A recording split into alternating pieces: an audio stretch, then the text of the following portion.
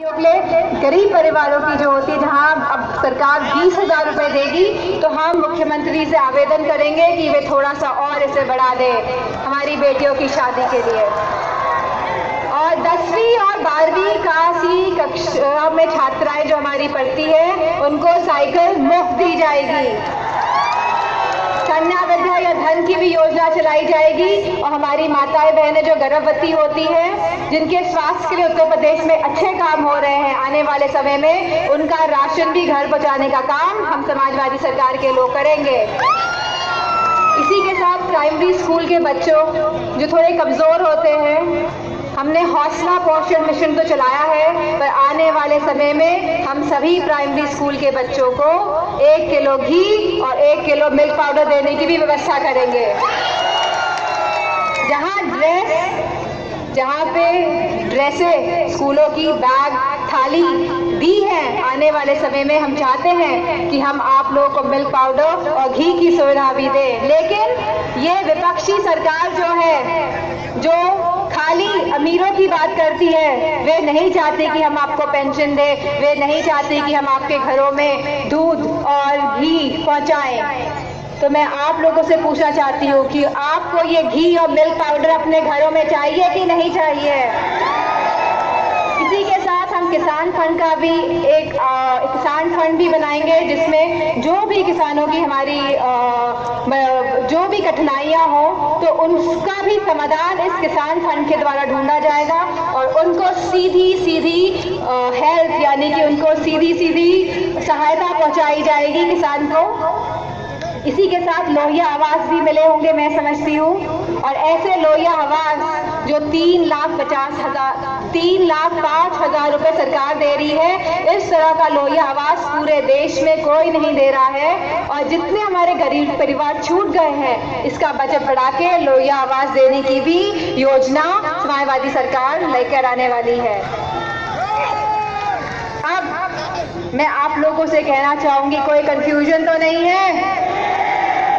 लोगों की सरकार बन रही है, इसे पूर्ण बहुमत की सरकार कैसे बनानी है, अब आजमगढ़ के लोगों के हाथों में है। अब तो कांग्रेस का साथ भी है, तो गठबंधन से बहुत दर्द हो रहा है।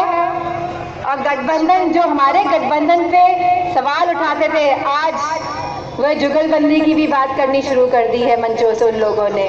तो सावधान रहिएगा पत्थर वाली सरकार से और भाजपा से। मैं सभी अपने युवा साथियों को कहूंगी कि ये युवाओं का प्रदेश है और युवा ही देश को आगे लेके जाएंगे।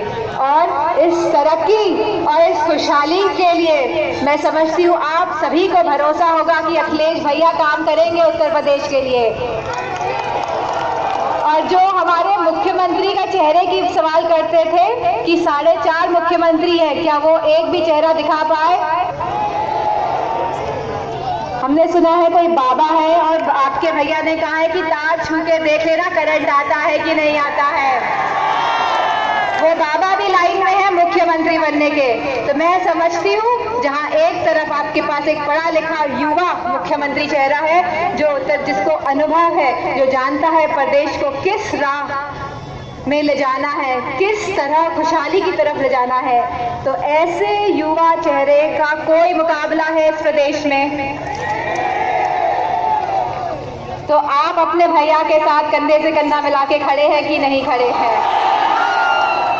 अब ये आपको तुलना करनी है कि एक तरफ केंद्र सरकार थी जिन्होंने झूठ पे झूठ बोला, और वो कहते हैं ना, वो मुंगेरी लाल के हसीन सपने, वो दिखाने का काम किया है केंद्र की सरकार ने।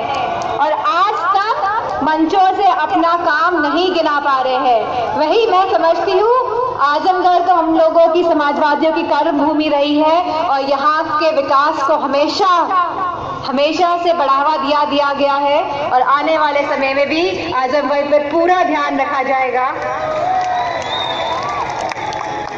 अब आप सबके हाथों में है कि अब ये आपकी जिम्मेदारी है कि आपको पूर्ण बहुमत की सरकार यहाँ आजमगढ़ से मजबूती के साथ अपने भैया को भेज के बनानी है।